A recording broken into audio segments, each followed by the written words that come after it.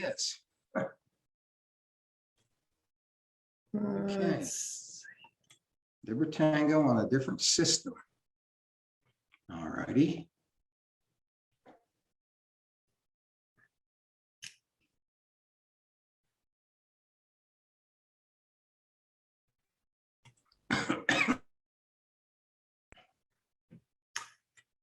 I don't think there's anybody in the waiting room right now. So I am going to go take care of something. I'll be back in 2 shakes. Okay, there's Catherine. Hello, Catherine. Yes, I need to make Catherine a co-host so she can. Hey friends, how's it going? Hi, good evening. Hi, Catherine, and I just made you co-host so you can do your slideshow when you wish. Wonderful. Thank you, John. And I shall return in just a minute.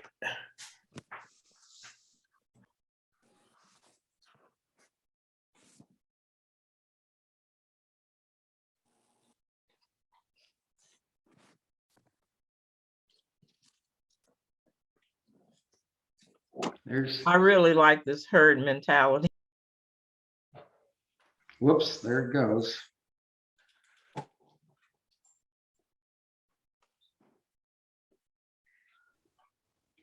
I see that Terry Sullivan is with us. Elman. Who is G. Elman? G. Elman is a light fixture. And Jane Hoffman. She's a tree.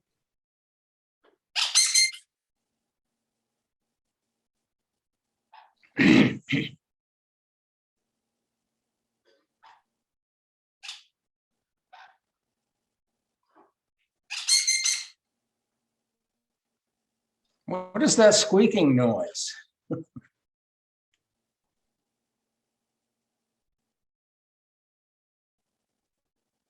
We're running back through our slides at this point.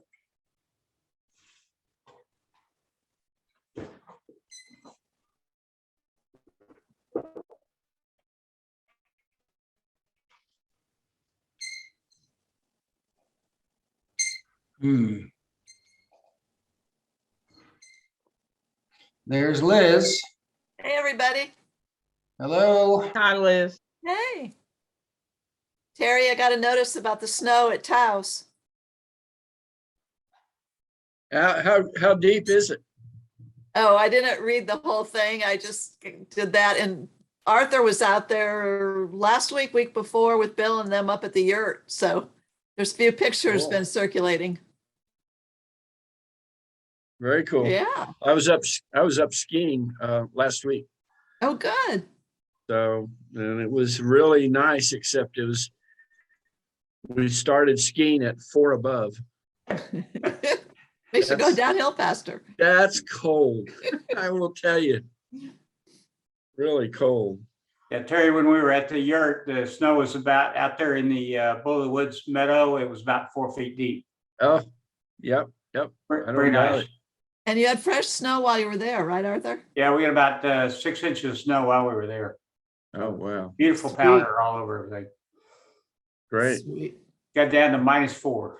Yeah. Yeah. Makes the walk to the outhouse and that little outhouse a little bit of a challenge. How are you getting around in that snow, Arthur? Snowshoes. Snowshoes? Yep. What kind? Well, several people had MSR snowshoes. I have a pair of basically generic snowshoes I got from Amazon and work just fine for a fraction of the price of the high-priced ones.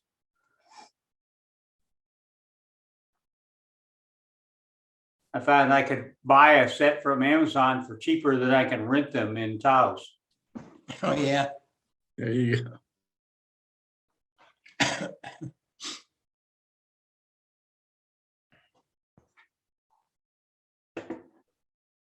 I managed to go trout fishing one day near a place called Deckers. It was on the eastern slope of Colorado. And we tried all day to catch trout and never got a one. And we had a guide and everything. It was really a bummer. But the scenery made it very, very enjoyable because you were out fly fishing in crystal clear streams and just really nice. So Did you catch any whitefish, Terry? no. Nope. The Well- only thing we caught was a real bad case of almost frostbite on our feet because we're in 33-degree temperature water and doesn't take long for your feet to get cold. When But we I had a used great- to live in northern Utah and go fishing in the winter, all I ever caught was these Rocky Mountain whitefish. Never They're heard of good to it. eat. They're good to eat. Terry, if you go on the website and I can send you the link, but for Grand Lake, which is the little town on the west side of Rocky Mountain National Park that I go to.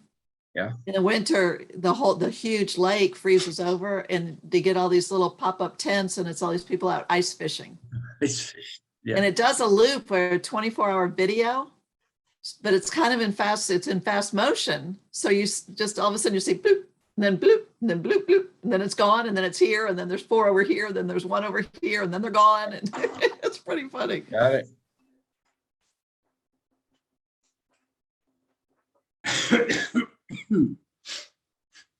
Well, looks like we have Victoria's phone. I don't know if we have Victoria.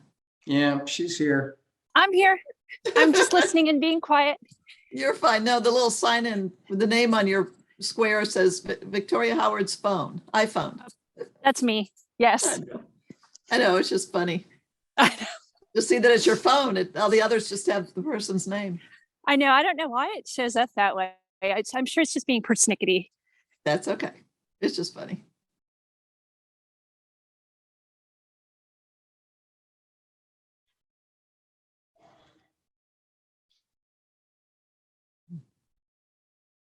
Has John returned? I guess not. Are you back, John? Yes, I'm here. Okay. Right about now, you could put up the agenda or whatever we call it.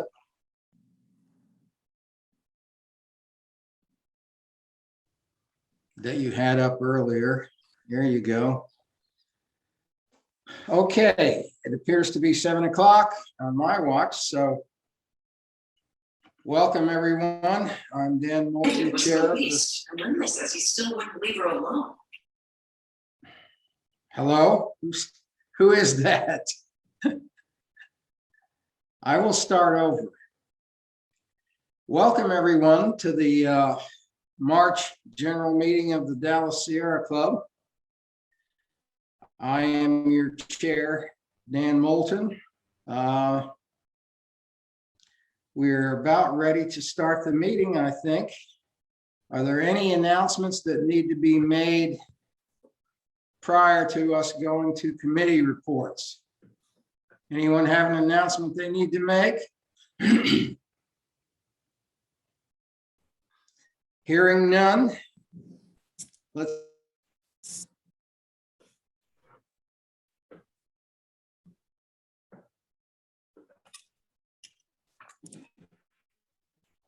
I've unmuted myself, host. We're going to go to committee reports now, and we'll start with our Conservation Eco Action Committee, and we'll have Victoria Howard give us a little rundown. Thank you, Dan, and hello, everyone. It's lovely to see you virtually. I'm sure Dan will announce, and I know that next month, meetings go back to in-person at Brookhaven. So as my conservation hat and also my program's co-chair hat, everyone just kind of put that on the calendar that there is a definite change coming. As for conservation eco action, we need your help. We have so many projects ongoing that there are too numerous to list here. And so all of our members actually get together on the fourth Sunday of every month via Zoom, and we all talk about our project. You've gone out on us, Victoria. I'm sorry, can you hear me now? Yes. Okay, I apologize. I was saying that for any of you interested, the fourth Sunday of every month, we actually have our Conservation Eco Action Zoom. Everyone is welcome. We all get together and talk about our projects, what needs to be done, what we want to get done, and what we'd like to tackle long term. So any of you interested in participating, please feel free to email me, victoria@dallassierraclub.org, and you would be welcome anytime. So thank you, Dan. That's all I've got. Okay, and since you brought up the meeting next month, let me give a little more information on that before we continue. As Victoria said, next month we are going to reconvene our in-person meetings at Brookhaven College. The same building, I believe it's Building H. It'll be the same room that we've used before. It's called Spindletop. We request, but we cannot require, that you bring a mask with you, that you be vaccinated, and that we are going to try to maintain some kind of social distancing, because the pandemic is not over. If you think it is, you're wrong. No. We will not have any food or drink at this meeting. And the program for that meeting is going to be about Big Bend National Park. And I believe that Wendell Withrow will be talking. And Liz, are you going to be speaking to us also? No, it'll be Wendell speaking. I'm just going to help put together the PowerPoint. Okay, so it'll be Wendell Withrow talking about Big Bend National Park. All right, and with that, we will continue. I don't think David Griggs is present, is he? No, I have not seen him. Okay, so if David shows up, he can speak a little bit later. Liz, do you want to say anything about ICO? For those that are not familiar with it, I'll just explain that ICO stands for Inspiring Connections Outdoors, which is a program of the Sierra Club that our adult Sierra Club people make it possible for underserved youth to get out into nature. It's Saturday day hikes, and these are kids that a lot of them live or go to school just strictly on cement, and it's just such a benefit to them physically and emotionally, and for conservation reasons in the future, just for all sorts of reasons, for us to get them outdoors. And we make that possible through coordinating the trips, paying for everything ourselves, doing transportation. So if that sounds like something you're interested in, this is a great time to let me know. My contact information is on the website under ICO and under the executive committee. And also we're in a position of being able to take on new groups, or we call them agencies. So if there is a school or a community group or something that you know of that would have kids that would fit be a good fit for us, in the sense that they are kids that normally would not get this opportunity, and they would have an adult that would go with them from their side of it, please let me know that too, because we are looking at and going to be interviewing new groups. So that's all I have. I'd love to hear from anybody that's interested or has information that they'd like to share with me as far as for the program. Outdoors is our outings. I know we have an outings leader Zoom meeting this Thursday. Our most recent trip was to Big Bend National Park, and Arthur was on that trip and might want to say a few words. I heard a lot of wonderful, good things, but our trips, we're slowly getting back to doing our trips. I know they were working on one for Memorial Day, another one for possibly for summer, but also for the fall. And anybody interested, sign up for the Outings newsletter. That's a monthly, just electronic. That'll be the fastest way for you to be alerted. And with that, Arthur, why don't you add whatever you'd like to add? Well, just what Liz said, we had a great time at Big Bend. It was a little chilly, but we survived. I think everybody had a great time. The park was not terribly crowded, and all of the trails were open, and everybody did some hiking and saw some great stuff.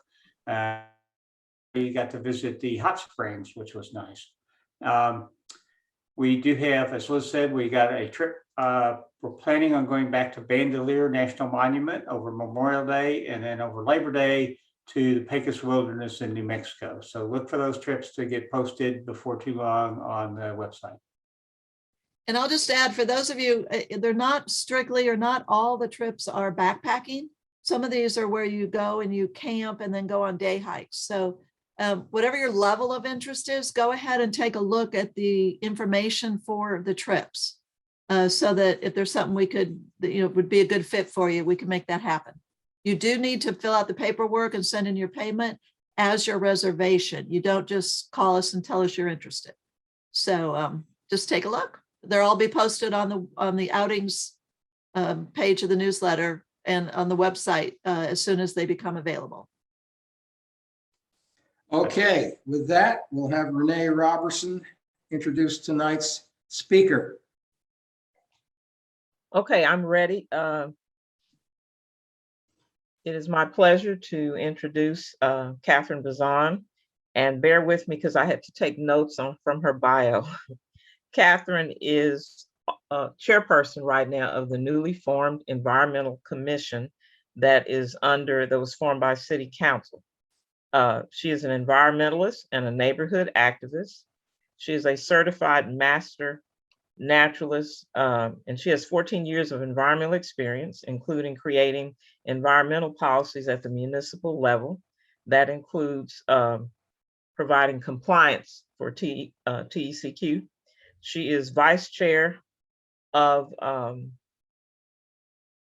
Eco Action and Conservation Committee, and she uses her great and expertise for all the elements. There are air, water quality, permits for batch plants, looking at everything.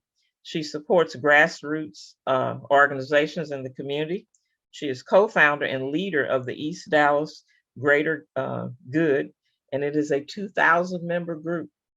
She organized Friends of Old Fish Hatchery at White Rock Lake, and it is my pleasure to introduce Catherine Bazan.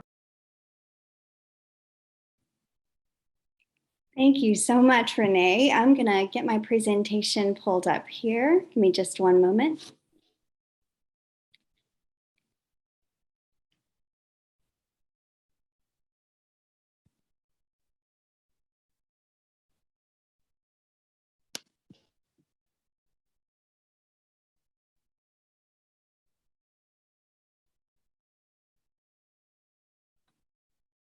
All right, can everyone see my screen?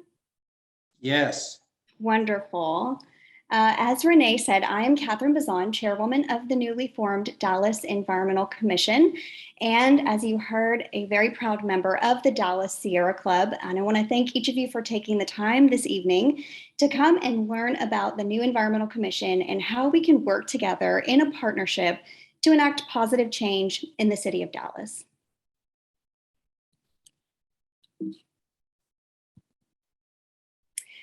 All right, as we get started, I want to direct you all to our website, the DallasClimateAction.com. There you will find the names and contact information for all of our commission members, the full Comprehensive Environmental and Climate Action Plan, or CCAP, annual work plan progress, and also upcoming meeting information. The commission has its next meeting tomorrow evening at 5:30, and you can find our agenda and links to participate there. If you go under the top tab, you see the advisory groups. There's a drop down that says Environmental Commission, and you'll find all of that information. So I'm going to start by giving you a little bit of background about how the commission came to be. And for those of you who have been along for the ride, you know that this was no small feat and took several years of planning to bring the commission into existence. We'll go back to 2019 when, after a successful campaign by environmental advocates, the City Council directed city staff to develop a climate plan for the city of Dallas. That took over a year of planning and community engagement and public meetings. And then in May of 2020, the council adopted what we call CCAP, the Comprehensive Environmental and Climate Action Plan. I'm going to take just a quick detour here. For those not familiar with the plan, but this presentation won't go further into the details of the CCAP itself. So our CCAP is a comprehensive roadmap that outlines the activities the city of Dallas is going to undertake to improve quality of life and reduce greenhouse gas emissions, to prepare for the impacts of climate change, and overall create a healthier and more prosperous community. As you can see, our CCAP is made up of 8 goals that are further supported by defined actions within the plan. So we have goals for energy efficiency buildings, as you can see, sustainable transportation, water conservation, urban agriculture, renewable energy, zero waste, green spaces, and air quality. And again, you can download this entire plan from the Dallas Climate Action website, and that's where you'll also find our annual work plans, including the new 22-23 work plan. So back to our timeline, after the CCAP was passed, the task force was formed to develop the framework of the Environmental Commission. And then in April 2021, the commission was formally created by ordinance by the City Council. Appointments to the commission began in September, and in December of 2021, we reached a quorum of voting members and held our first meeting.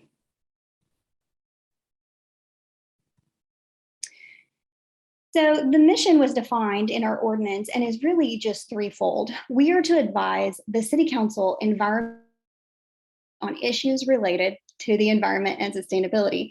We also provide guidance on the implementation of the CCAP, and we support equitable and effective action to resolve environmental issues as they arise.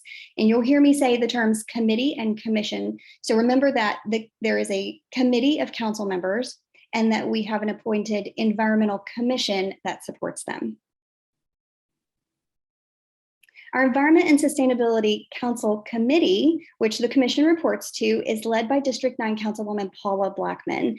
And our commission is supported by city staff with the Office of Environmental Quality and Sustainability, whose new director is Carlos Evans. Mr. Evans came to us in January from EPA Region 6, where he was an attorney, and he brings his experience and key focus in environmental justice to the city.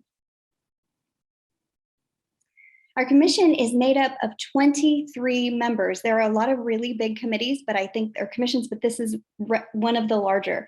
There are 15 voting members, 1 for each council district, including the mayor. As you can see, we're nearly fully appointed and still have just a few vacancies remaining that are going through the appointment process. And I'm proud to say that we have 3 Sierrans on the commission, Commissioner Duro in District 7, Commissioner Robertson in District 8, and myself. The rest of those 23 members are a non-voting panel of technical advisors.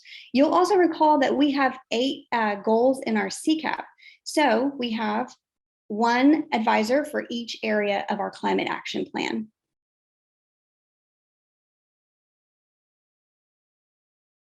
The ordinance also created an environmental health committee, which is made up of our 2 commissioners with public health experience, our chairwoman, Candace Thompson, and vice chair, Renee Robertson, and 3 non-voting committee members from the general public with health expertise.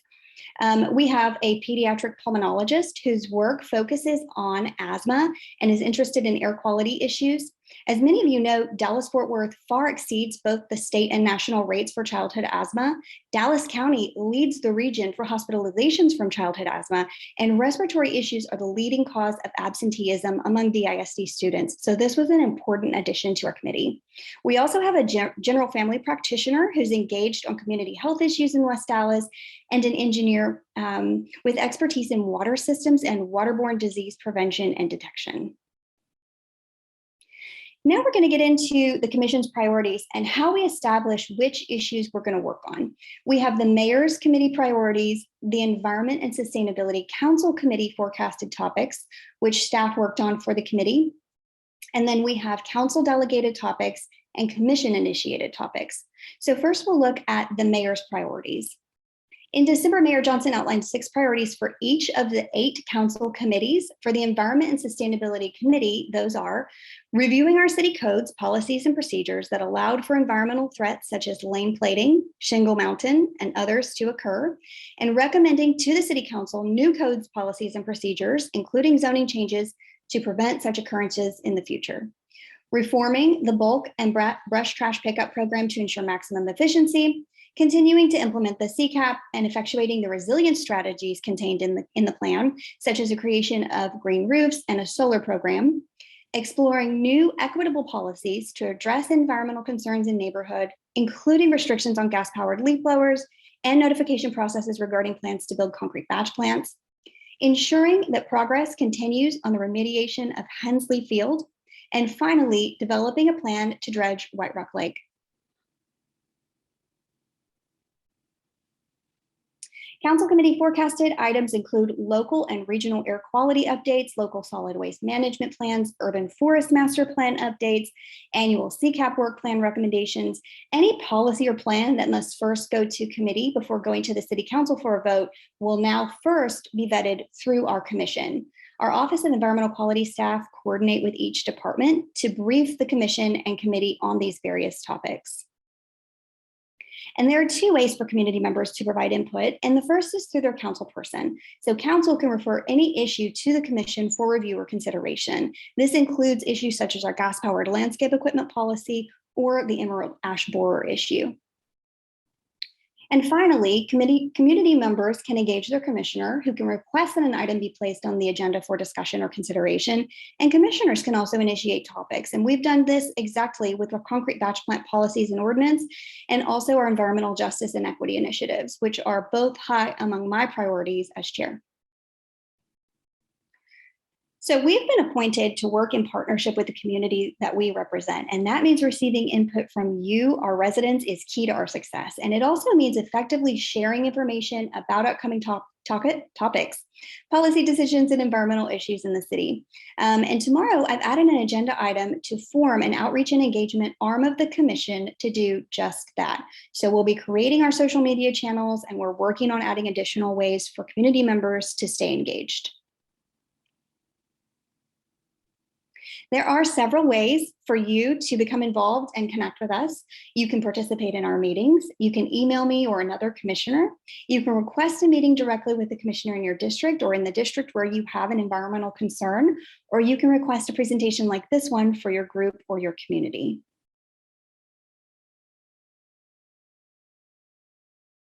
And I will note that our Dallas Climate Action site has recordings of our previous meetings and also links to participate in the upcoming meetings. So we've really hit the ground running on several key issues, including badly and long needed policy and zoning reforms for concrete batch plants. One of the first items that I requested we be briefed on are new internal policies related to enhanced internal and external community communications for concrete batch plants. So this would include an immediate notification when the city receives an application from the TCEQ to both the city council member and the environmental commissioner. And that would include cross-departmental checks for permits. So we have OEQS, which is our Office of Environmental Quality and Sustainability, going out and conducting investigations. And sometimes we have zoning or planning going out and doing investigations on land use or certificates of occupancy, but neither of those 2 groups were communicating with one another about whether they were checking for one another's permit. So what we found was, yes, an entity had gotten a permit from the TCEQ, but it had been operating illegally without any land use authorizations for several years. And so that is going to hopefully remedy and address that. It'll also include the GIS mapping of all active concrete batch plants in the city of Dallas, which I think is an important tool for the public to use. The second effort underway is a really big one. It is a zoning code amendment for both temporary and permanent concrete batch and asphalt plants. So our current zoning code allows for concrete batch plants to be located in every zoning district, including residential, across our city. This proposed zoning code revision would require that concrete batch plants obtain a specific use permit. A specific use permit.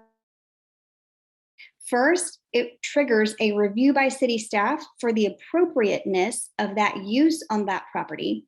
They can also write into their recommendation or the SUP specific conditions that limit operations, stockpile heights, require maintenance, require dust suppression, etc. The next thing that it does is it triggers a public hearing at the City Plan Commission and then to the City Council. So we had two opportunities to provide input that we never had before.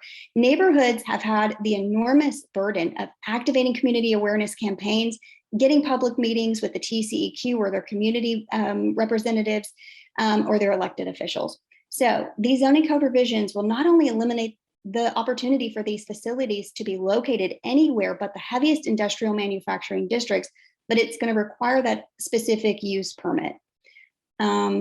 And then finally, we have asked staff to bring back an environmental equity checklist. And this is another internal tool that will prevent public projects, those initiated by the city, from bypassing environmental justice considerations and equity considerations from the very beginning to ensure that all of our departments are on board with our plans for climate action and to address environmental racism. And I'm going to close with a preview of tomorrow evening's meeting if you would like to join us. So tomorrow we are going to have an overview of our urban forest master plan. We will be briefed on the Ford Dallas comprehensive land use plan, and there are still numerous opportunities to provide feedback on this plan, and I hope that you do. It's very important. We're going to get an update on the remediation effort at Hensley Field. As you may know, the site is contaminated. The soil and groundwater were contaminated with metals, petroleum hydrocarbons, PCBs, chlorinated solvents, etc. It's also being investigated for PFA contamination. And so we're going to hear plans to finalize the remediation of that site and redevelop it into something new. And then we are also going to be voting for staff to add an environmental indicator to the racial equity plan. So the city has a lot of different plans. They have most recently come out with a racial equity plan, and we noticed that it did not include any environmental justice indicators or measures. And so we are going to ask staff that it be included in the next update of that plan. And then finally, as I mentioned, voting to form an outreach and engagement committee. So if you want to contact me, this is my commission email. I am glad to visit and chat about environmental issues in the community. And I encourage you to reach out, introduce yourself. And I look forward to meeting and working with many of the people who have been advocates and working in environmental efforts in the city for decades. And then I also want to put in a plug for my fearless chair on the Dallas Sierra Club's Eco Action and Conservation Committee. If you would like to join our committee, we are working in all parts of Dallas on a variety of topics, from air quality to soil quality and contamination, surface and groundwater contamination, planting native gardens. And this is Victoria Howard's email. We would love to hear from you and to have you join our committee. And then I am going to close with a quote by my friend, local activist and author, David Marquis. If enough drops of water flow together in the same direction long enough, the river always wins. And I don't know if you've read his book, but it is a wonderful testimony and an encouraging sort of just a nice place as an advocate for you to go to take a breath. And I encourage you to read that if you're, heavy in the trenches in advocacy and really feeling the weight of some of your projects. It is a very uplifting book. And so all of that to say, we have a tremendous opportunity here to make positive changes for our residents in the city of Dallas. And I hope, and I am excited that together we are going to do just that. Okay, Catherine, thank you. After hearing that, I feel about as useful as air brakes on a turtle. Hey, Catherine, I've got a question for you. This is John Lingenfelder. We have a council and manager form of governance, City of Dallas does, and council, as I've heard the mayor speak is like a board of trustees and doesn't really have the quote unquote authority that the manager does. What kind of a challenge is the commission going to have in order to implement some of the, the goals that you have? I feel very fortunate because I know that all of these plans that have come forward that include environmental and equity considerations, the CCAP itself, those are all supported by our city manager and our city staff that I have spoken with, both in OEQS, in our planning and urban design departments, just really across the city. Are enthusiastic about our environmental plans and about supporting the Environmental Commission. And actually, it was the new director of planning and urban design who came to us with this zoning ordinance amendment. And, I can't say enough good things about the experiences that I've had thus far working with staff members. But I agree, it's interesting because as the commission, we are an advisory body. And so what we can do is we can provide our recommendation to the council committee, and then they can take that recommendation to the full city council for a vote. Are there other questions for Catherine? I'm sure there must be some. Yeah. What was the name of the book you recommended?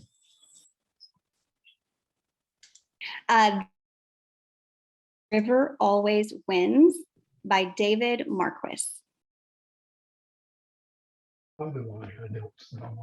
Yeah, this is Joanne speaking. Can you hear me?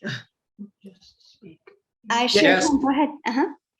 Yeah, Liz, do you have something else to say? I heard saw your hand up. That's okay. A question I can ask when you're done. Okay. At any rate, no, I'm excited about the committee. I mean, 20 years ago, this would have never happened in Dallas. So it shows the city has changed. However, there's something we need to do during this call. It is March 8th, International Women's Day here. Never, ever, ever forget that. And without all the brilliant activism and tremendous sacrifices of, my God, 2-3 centuries of feminists. Catherine, you wouldn't be able to chair that meeting. We wouldn't be far. Plus, the thing is, there have been some phenomenal environmentalists who just happen to be women, Rachel Carson and so many others. So yeah, let's take a moment of silence just to pay homage to these tremendous activists, especially since the Sierra Club now is moving in an intersectional direction. And I just want to say, I heard some great stories about there were some suffragists who worked with Carrie Chapman Catt. And after the 19th Amendment passed, they used all those hard-won political in the conservation environmental movement. So feminism and environmentalism, they go together. Okay, do we have any other questions for Catherine? Liz has a question. I'm just curious. I hadn't heard as far as the dredging at White Rock Lake, if there's a particular area, and is that just from years of sediment draining into the lake, or I just hadn't heard about that, and I was just curious. Yes, and I can send you some additional information. They're looking at trying to find the budget to do that. As a recreational water body, it needs to be at a certain depth, and after just so many years of not being dredged, the water is not as deep as it could potentially be. And so obviously considerations for how that's done and when that's done and what, disruption to the ecological systems that are there at the lake, that sort of thing can have, will all be very interesting information. And they're also working right now to dredge Bachman Lake. I don't know if you had heard of that, but those are two efforts that are underway. I've seen him do Bachman years ago. Yeah, it seems like about every 10 years or so, there's some activity over at Bachman, but it makes sense at White Rock. I just hadn't heard about the initiative being ongoing, that it was on the forefront. So I'm glad to hear that. Thank you. And wonderful presentation. Do we have some more questions? Surely there must be some questions. This is your I don't have chance. a question. I have a comment. Catherine, could you explain to the group when we have speakers, community speakers, what issues they come to us with? Yes, and so we have had 3 meetings. So we've had some speakers sign up, and the comments really run the gamut of, we've got air quality. There are concerns about industrial encroachment and zoning, although we are not a zoning decision-making body. Obviously, there is an intersection of land use and environmental impact to our residential communities. There are numerous groups that have decided to get involved with the commission already, and we applaud that, and are looking forward to hearing from other community members as well.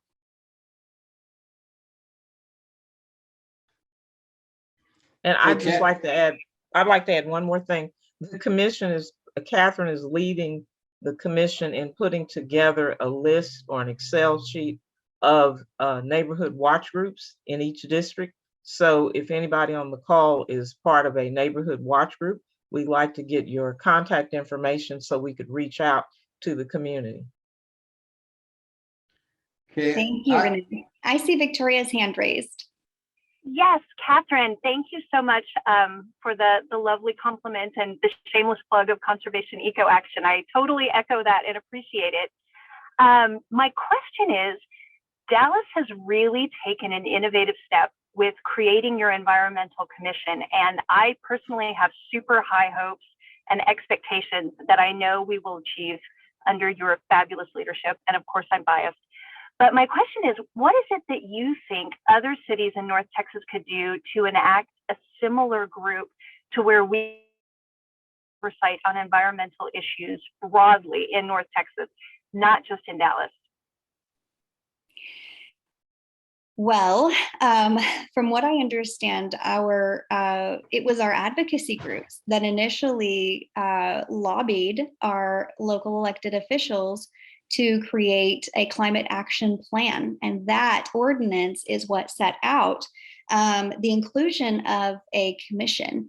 And so, like I said, when, water comes together and flows in the same direction, we can do a lot of different things, and, never doubt the power of, advocacy and reaching out to your elected officials, asking, what is it going to take for us to be able to form something like this? What are our climate plans? What are we doing to address greenhouse gases? And if you don't know the answer to that, maybe we have some community members who can help and who can be technical advisors, or who could serve, in this capacity to help guide some of these policy decisions for our council. Excellent. Thank you so much. Catherine, where do you live? Can I ask that? Oh, certainly. I live in East Dallas.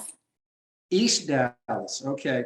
So is this commission made up of only people who live within the city of Dallas?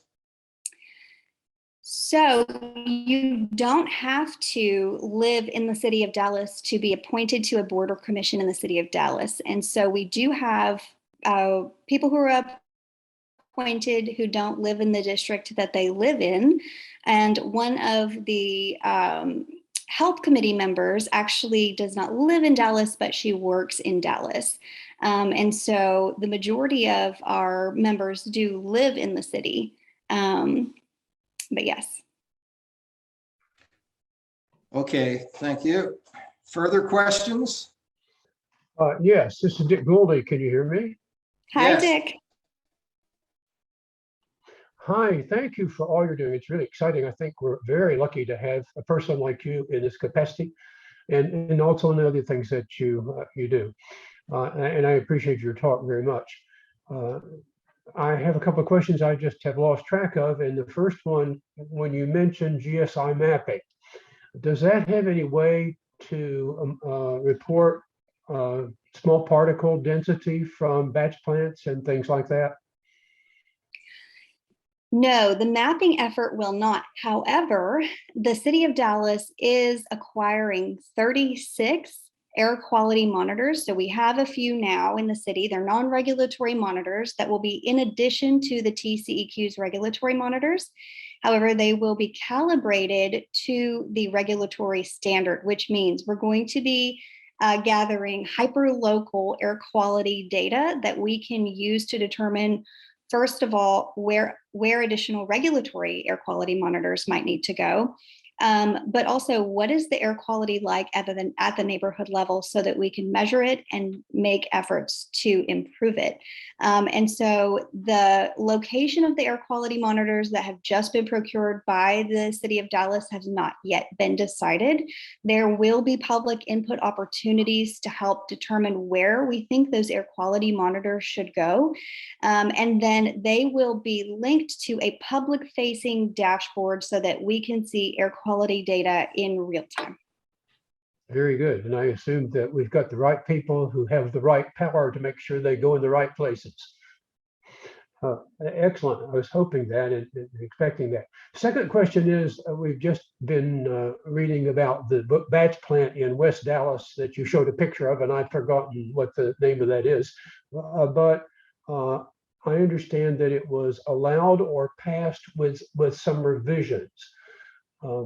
And could you summarize some of those revisions so we know what they changed and what new requirements were put on that? So the image of the batch plant that I showed is a batch plant that luckily we were able to shut down. It was operating on Commerce Street illegally for a couple of years. And so is there a different batch plant that you're thinking of in West Dallas? Oh, well, I may be confused. I do know that there was this one that was operating without all the right permits, and that's shut down.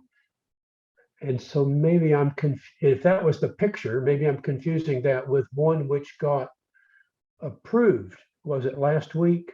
Yes, unfortunately, West Dallas is one of the communities that fights batch plants all the time. And so through the work of a community group there called West Dallas One, they were able to get that batch plant and the neighboring batch plant that had been there near a residential community for almost 20 years at certain times legally and then illegally shut down. Unfortunately, there was a new batch plant application at 4243 Singleton Boulevard. It is going to support the build of a 1 million square foot warehouse. It was on a beautiful lot that was completely trees, and they have completely cleared that lot, and they'll build the warehouse. Unfortunately, it is located next to Eladio Martinez Elementary School, and that was the largest concern that the residents in West Dallas had with that particular facility. And I will tell you, it was approved by the TCEQ, and unfortunately, on Monday of this week, I found that another batch plant will locate almost adjacent to it, but closer to Eladio Martinez Elementary School. And so it is an unfortunate game of whack-a-mole. These zoning code revisions are going to help address that by requiring the SUP and 2 public hearing opportunities and the council vote. And so the councilman in District 6 over in West Dallas is just as enthusiastic about protecting the environment and protecting the air quality as many of our advocates are. And so, it's unfortunate for these plants that are sneaking in under the last zoning code revision passed, which is why I said it can't come fast enough. Thank you for the clarification of that. You mentioned that the requirement will be to have at least 2 public hearings, but let me give you my opinion of what happens there. We were just all in on a public hearing against one of these batch plant proposals in West Dallas, I think it was. And I get maybe 30 or 35 people talked about why it was not approved. And so 2 weeks ago, we all got a big thick package in the mail, and you read it, the package says, well, TCEQ has concluded that if the plant can be safe if operated properly. That's what they always do, and the plants are never operated properly, and there's never any controls. So what good are the public hearings doing this? Well, so the difference will be is that, yeah, you're right. We'll go through when the TCEQ gets a concrete batch plant application, they give it an administrative review, they give it a technical review, and they say, everything is right with this permit and we would issue it, but we're going to have a public hearing first. And I even had a conversation with TCEQ about this morning. The public hearings at the TCEQ level rarely, if ever, cause any concern or pause for them to issue that permit. And so they often just issue the permit as though they were going to do before the public hearing, because they've already deemed it administratively and technically complete.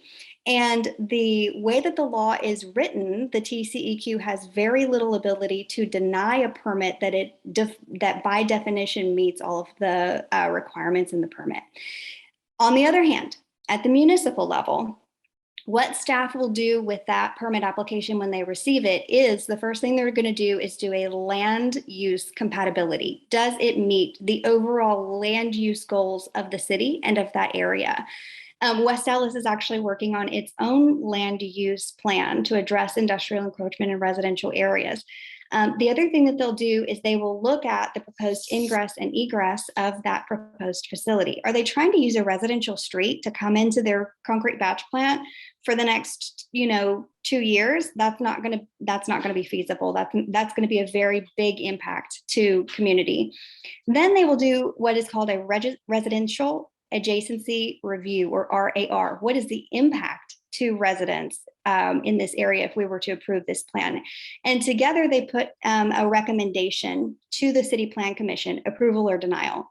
And then it goes to the City Plan Commission and we get our public hearing, right? And we get to tell our local city plan commissioners who live here and could go look at the site, this is what we're looking at here on this site. This is how impactful it's going to be to this elementary school or to this community. And then it, together with CPC and staff's recommendation, it then goes to the city council. And the city council, who is very familiar with the issues of concrete batch plants in West Allis, will have their say. And if you were watching the one that got denied by Councilman Narvaez, he's never requested ever on his time on council that anything be denied with prejudice, which means they can't come back and ask for it again. And he asked that concrete batch plant on Commerce Street be denied with prejudice. They have to shut down and leave. And so we have a very good advocate in Councilman Narvaez in District 6. Well, that all sounds like you've got it worked out pretty well. I know what the response is going to be by the Republicans, and it's going to be they're going to take away our ability to do that, just like they did to regulate oil and gas. And what that means is we just have to work all that harder to get them out of control in the state. Sorry to be political, Sierra Club, but you all know that's the facts of life. Okay, well, thank you again. Thanks very much. Thanks, Dick. Okay, this is your last chance. Do you have any questions you want to ask Catherine? I do. Say, Catherine, John again. You mentioned something about, and I really hate to plead ignorance because I just haven't heard of it, but you said something about Hensley Field.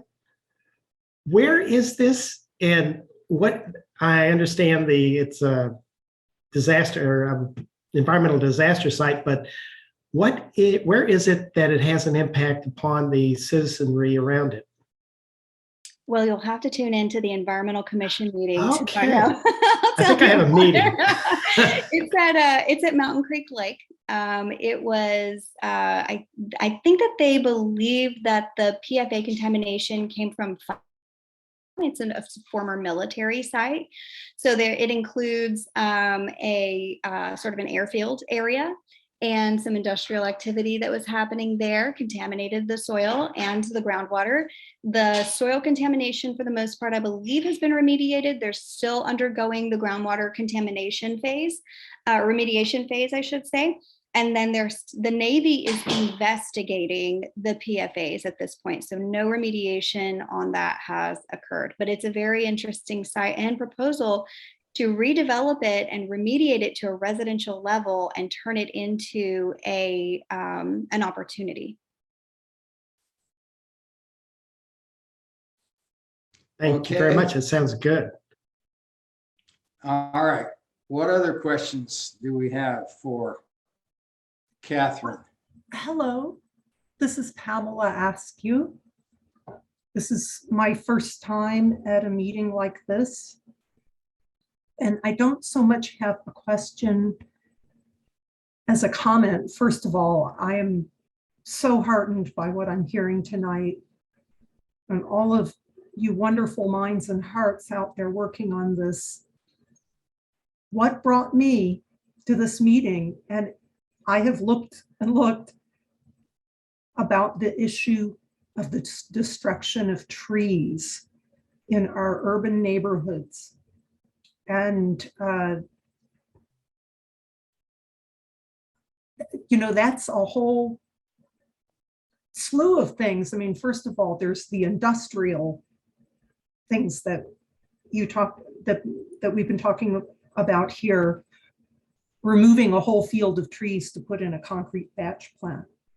But there are also things going on like what set me off, which was the removal of, I believe, 24 80 to 100-year-old live oak trees, Episcopal Diocese.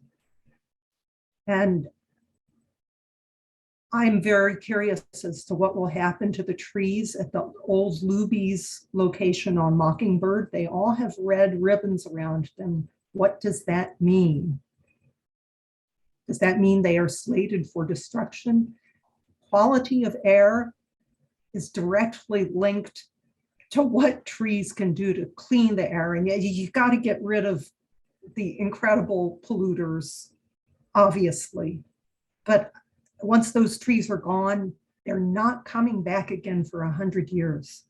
And I'll just mute myself and listen to comments, but thank you all so much. And I am going to try and get personally involved with this. And thank you for the inspiration.